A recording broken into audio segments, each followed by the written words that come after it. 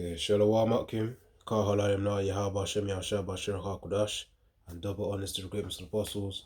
Thadia Shah for the strength in order to make this video, and Yaratazar they find it edifying and exhorting as well. Of course, edifying meaning to build up, and exhorting meaning to encourage. So Yaratazar, just to get straight to the video as I named it, suffering wrongfully also involves being misunderstood.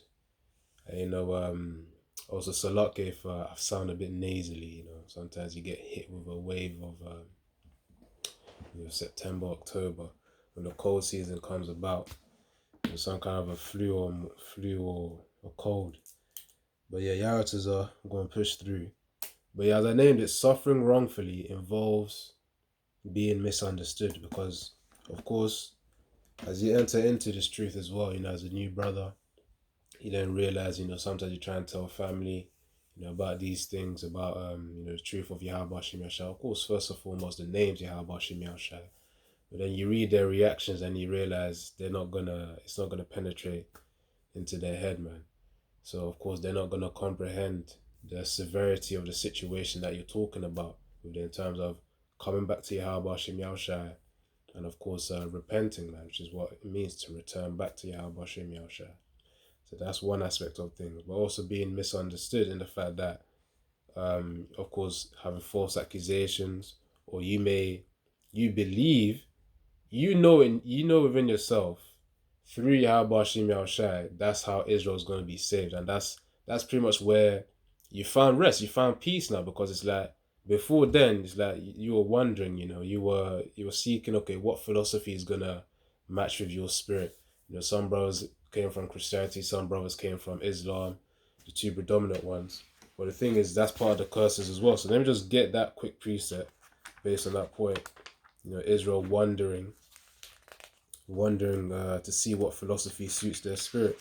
But they don't realize that they just needed to come back to Yahweh Shem Yashai, then they'll fill up that void that they're feeding. That's why, people of the world, they're seen as they're seen as empty vessels. That's one way to put it. And not just empty vessels. There's a specific phrase that I wanted to get. But yeah, as I said, they needed to fill in that void. So let me get this curse right here. This is Deuteronomy 28. And because it is a curse, by the way. Yep, it's a verse and it's a curse as well. So Deuteronomy 28 and verse 29. Actually, I'll start off with verse 28. So Deuteronomy 28 and verse 28. The Lord Yahweh shall smite thee with madness and blindness and astonishment of heart. This could be literal, and this can also, but this is more so spiritual madness, spiritual blindness, where Most High made Israelites to go and serve other idols, man, to go off. Which again, as I always say, it's a learning process, so that in the kingdom we fully appreciate the new bodies and the fact that we're not going to be able to sin. Again, referring to 1 Corinthians 15 and verse 40 onwards in terms of the new bodies. But Yaratazar, let me focus on this. It says, the Lord Yahweh shall smite thee with madness and blindness. You see, blindness, not being able to see the correct path to go to. Even if you could see it, the point is, Yahweh Shem Shai has to put that spirit upon you to be able to follow that right path as well. That's why we pray to Yahweh Shem Shai, Shalak Hazak, which means send strength. Day by day, we need strength in order to go through this daily life, man, as Esau's still ruling. But the thing is, the major indicators within the prophecies also help to encourage us too, to exhort us, which is what exhort means, to encourage. Now it says, the Lord Yahweh shall smite thee with madness and blindness and astonishment of heart. Verse 29, which is the key part, it says, and thou shalt grope at noonday as the blind gropeth at darkness. Now again, as I said in previous videos, what it means to grope is to search out something with your hands. Imagine being in the dark. I remember this time in Nigeria, because the electrical grid in certain areas aren't as stable. When the NEPA sees light. NEPA, you can see them as the electricians. You got to turn it off and on so that they can let the transformers rest. The machines to rest. That supplied electricity. So when NEPA cuts off the light, the electricity, it's in darkness, man. Especially in the evenings, it's already nighttime already. All the lights just turn off, boom. You just look at the next compound, and then you realize, yeah, they've taken the light. So it's the same way you then got to search around, and if you forgot where your torch was, you got to grope around and see where you left that torch. You're gonna have to try to remember it and then grab it. Or if you do remember it, you still got to search around so that you don't go bumping your head to the door, because that's how dark it is at times in the house. So it's the same thing with Israel. That's just a minor example. It says Deuteronomy 20 and 29, and thou shalt grope at noonday as the blind gropeth in darkness, and thou shalt not prosper in thy ways, and thou shalt be only oppressed and spoiled evermore, and no man shall save thee. So of course, as I said, that it was linked to a previous point of me talking about Israel trying to fill in the void within them. Trying to find what philosophy, what way of thinking is going to suit their spirit. Which right now, currently, they only have weak, very weak substitutes, because really they're just idols that they commit themselves to, or vain purposes. I'm not even sure if purpose has a plural form, but yeah, vain reasons to live as an alternative way to put that. So vain reasons to live. So of course, really, as they commit themselves to idols and a vain purpose for them to live, that would then lead them to that pathway of destruction, which is broad. Hence why 2/3 of Israel over there in America is going to be destroyed, man. But anyways, going back to the point of the video, suffering wrongfully means you're gonna be misunderstood. In your mind, you're committed to Yahweh Shem Yahshai. You understand, like, this makes the most sense. You try to tell other people, but they don't understand. They think that you're just saying a whole load of gibberish and you're doing a cult and whatnot. But that's the perspective of the world. That's the thing. But for us, we're gonna commit to Yahweh Shem Yahshai because we have true conviction, which conviction just means deep belief, in Yahweh Shem Yahshai delivering us from this world. And everything just makes too much sense to us, those of us of whom Yahushua has brought into this ministry for what was the point I was gonna make now? The point is we got deep conviction in Yahweh Shem Yahshai to prevent the swaying. As it says within the scriptures, we're not swayed by every wind of doctrine, man. Let me get that quickly as well. Yeah, just hold on for a moment. Alright, so this is Ephesians 4 and 14. That we henceforth be no more children, tossed to and fro, and carried about with every wind of doctrine by the sleight of men, and the cunning craftiness whereby they lie in wait to deceive. You see? For example, it says that, let me start again. It says that we henceforth, Ephesians 4 and 14, that we henceforth be no more children, tossed to and fro. When you're groping around in the noonday, as the scriptures say, Deuteronomy 28 and 29, searching out for a philosophy that's gonna suit the spirit of the individual of the world. It's all about 2/3, of course, wicked Israelites. Israelites of the world, they're being tossed to and fro. When they decide, oh, what doctrine should we follow? They're getting tossed to and fro. And it says, carried out with every wind of doctrine. You know how the wind is, it comes and goes. It says, by the sleight of men, that how can I say it? The smarts of men, the intelligence of men. It says, and cunning craftiness, and whereby they lie in wait to deceive. They try and catch you out, say, trying to persuade you, tempt you, which really only those who aren't rooted in Yahweh Hashem Yahshua are going to be swayed by that anyways. Because the reason why I brought out this precept is to establish the fact that we're not swayed by that, because we have our deep conviction in Yahweh Hashem Yahshua being the real truth. Not all this fake stuff in the world, but the real truth. Now, this one's going to be the part one because, got places to be. But let's get this preset. So that's just a warm up right there. Show the state of Israel. Now let me get this. So 1 Peter 2 and verse First Peter chapter 2, starting from verse 19. For this is thankworthy, if a man with conscience towards the Most High endure grief, suffering wrongfully, to endure that pain, that affliction, that sorrow, the heaviness of mind, suffering wrongfully, which involves, of course, false accusations. And as I named the video, to be misunderstood. Just because we're misunderstood doesn't mean that what we believe in is not true. Let me get another precept based on that as well.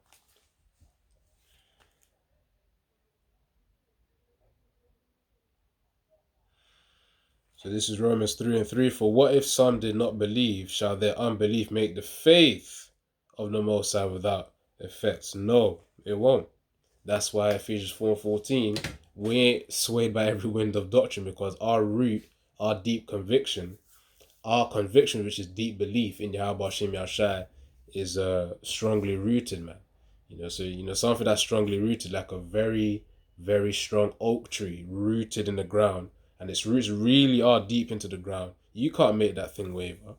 You cannot make that thing waver. Not even a wind. It's gonna take. Not even the strongest of winds can make that oak tree waver. Yeah, the leaves and whatnot waver. But the point is, the roots are there, so you can't make that thing waver. So Romans 3:3. Let me get that again. So Romans 3 and verse 3. It says, for what if some did not believe? Shall their unbelief make the faith of the Most High without effect? No. Now it says in verse 4, the Most High forbid, yea, let the Most High be true, but every man a liar, as it is written, that thou mightest be justified in thy sayings and mightest overcome when thou art judged. So the point is, just because another guy says, no, I don't believe in that, typical British accent, I don't believe in that. And then, no, just because you don't believe in it doesn't mean that we're going to get swayed to be on your side. We've already decided, no, we're with Yahweh Shem Yahshai and Yahtazar to the very end, up to death if it be so. As it says, strive to the truth unto death within the scriptures. But let's get to, I was reading 1 Peter 2 and then verse 20. Let me read verse 19 again. For this is thankworthy, 1 Peter chapter 2 and 19, for this is thankworthy if a man for conscience towards the Most High.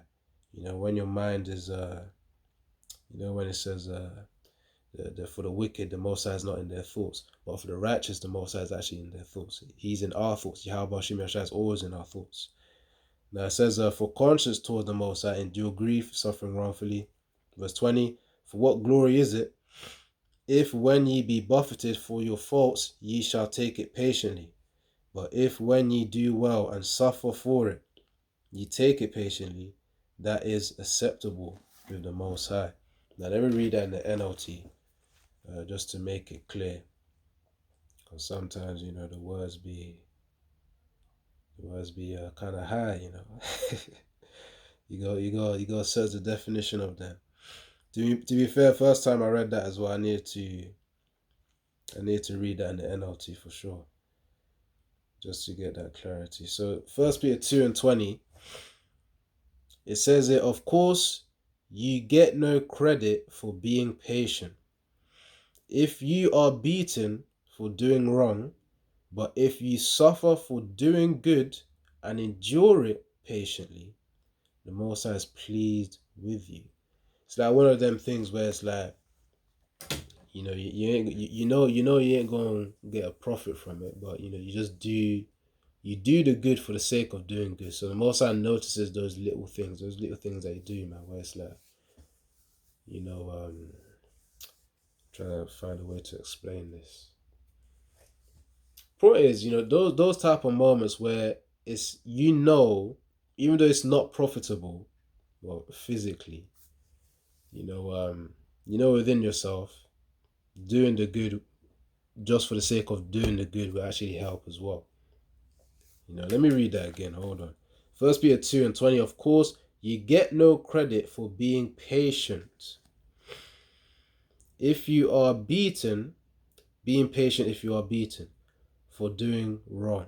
Because, of course, you actually did a wrong act. So, of course, you have to be patient. You get no credit for that because you deserved it. Now, watch this.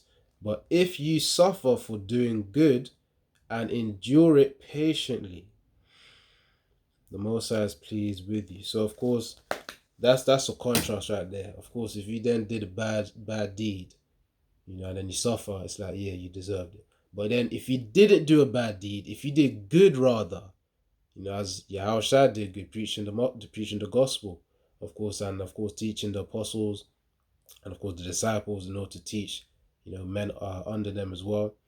Point is, for doing good, which that the standard of good is measured by Yahweh. I'm referring to when Yahushua, of course, was doing his works. That's measured by Yahweh. But for us, it's measured by Yahweh Ba'ashem Yahushua. We're learning from the book, and of course, we're implementing it as well.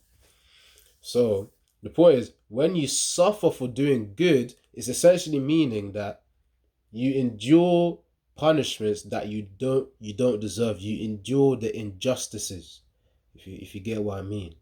Things that you think you don't deserve, you endure them. The Most High is actually pleased with you. Kind of like chastisement. Hebrews 12, if I recall correctly. Hebrews 12, man, where if you suffer chastisement, you be sons and not bastards. Go get that quickly. I might even do a part 2 and 3, man, because time is of the essence. But yeah, I'm gonna get a few more presets and then do a part 2. I got a major story that I want to read. Based upon Joseph suffering wrongfully. And when I say Joseph, I'm referring to Joseph with the 12 brothers. Well, the 11 brothers, including Joseph, would be 12. And in Genesis 37, but that's for another video after that, because I've got places to be. So Hebrews 12. Hold on, man, hold on. You're gonna hold on. So Hebrews 12 and verse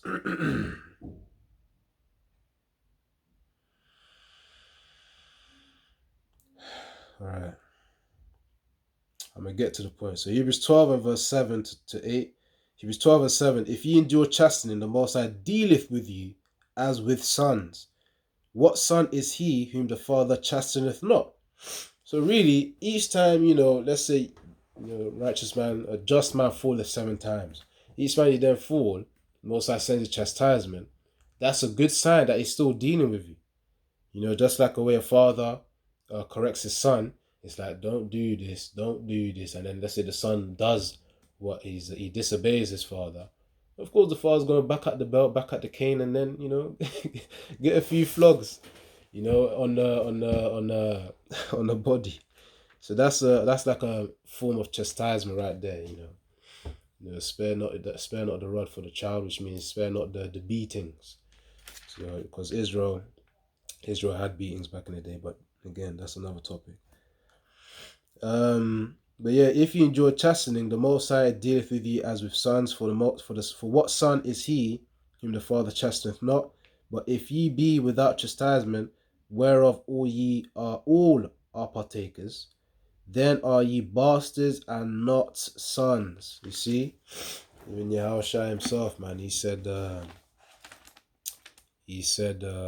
on, let me get this precept.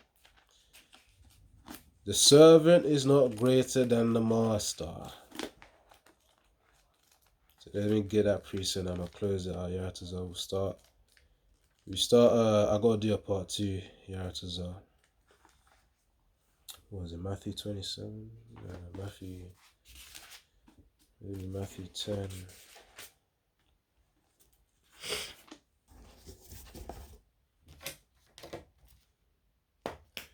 Alright. Matthew 10, 24. Alright, so Matthew 10 and verse 24.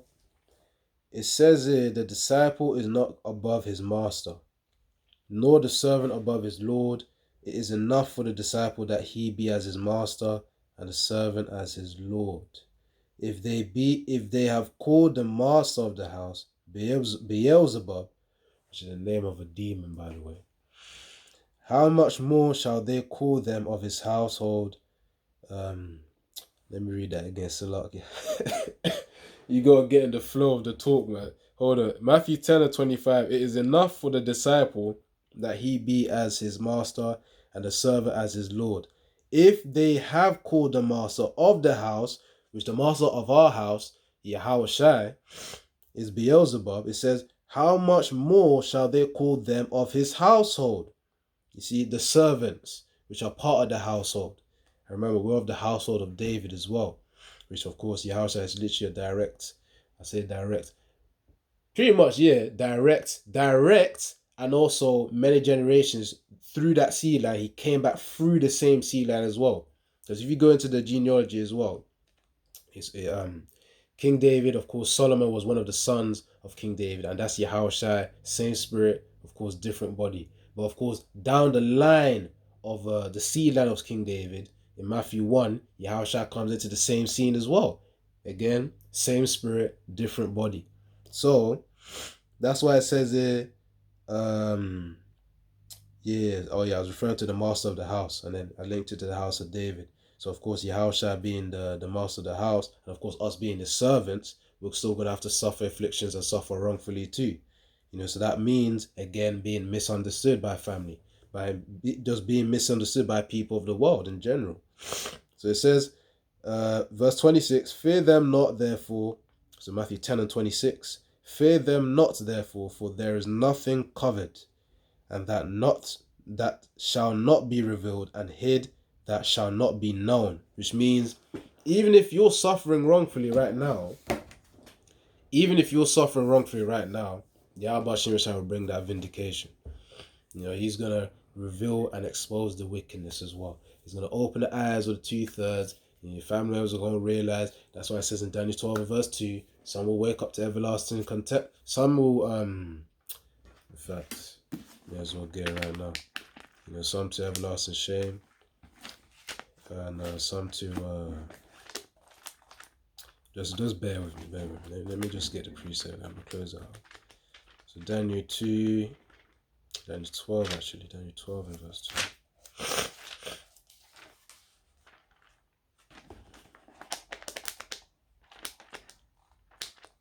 I gotta drink some more green tea, man, peppermint tea. Because generally, as I say, the hot water actually helps to open the nasal pathways. Of course, I'm saying it. I have been drinking green tea, but I gotta drink some more. Green tea, peppermint tea, probably some ginger tea as well.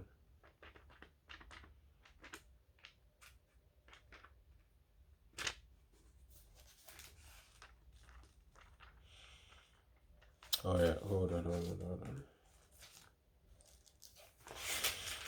Alright, so Daniel chapter 12 and verse 2 being the key part. It says here, and 12 and 2, and many of them that sleep in the dust of the earth shall awake, some to everlasting life, and some to shame and everlasting contempt. See, so that's talking about, of course, the governing body, and also, which is the 144,000 referred to in Revelation 14, and the 1/3 as well, which is in America, of course, predominantly children and women as well, of whom will be granted that everlasting life that I just read in Daniel 12 and verse 2. So anyways, that's the point of the video, Kim. The point is suffering wrongfully means being understood, and Yaris is on the part 2. We're going to focus more on the story of Joseph, man. We're going to focus on that. So yeah, Yarata, which is in Genesis 37, by the way. So Yaratas are, you found this one, of course, to build up your knowledge within the scriptures, as well as exhorting, encouraging. It's really more so encouraging, more so exhorting, because that's like a typical thing that we've got to go through, suffering wrongfully. Despite the injustice, you still go through it. The Most High is pleased with you. That's the point. That's the point right there, literally, of the whole video, if you were to summarize it with 1 Peter 2, verse 19 to 21. So yeah, Shalom, Yahweh Shem Yashab Brakatha, Kahalayim La Yahweh Shem Yashab Bashir Kakodash, and once more double honest to the great and apostles, and also to the elder bishops of Great Millstone, and Yaratazar, once more you found it edifying and exhorting. Shalom. Shalom. And Yahweh Shem Yahushai, Barakatha.